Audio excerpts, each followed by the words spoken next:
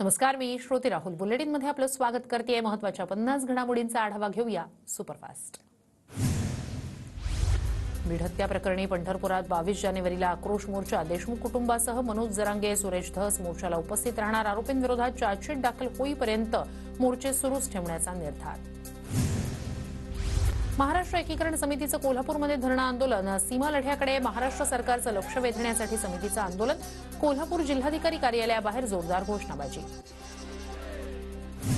जगामध्ये मनसे शहराध्यक्षांनी व्यवस्थापकाच्या कानशिलात लगावली। 2 महिन्यांपासून पगार दिला नसल्याचा कामगारांचा आरोप।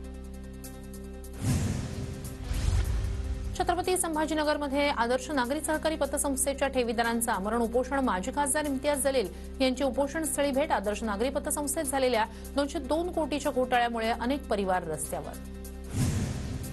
राज्य सरकारनं शेतकऱ्यांची फसवणूक केली। खासदार अमर काळेंचा आरोप। शेतकऱ्यांना दिलेली आश्वासनं पूर्ण केली नाही तर रस्त्यावर उतरणार, काळेंचा इशारा।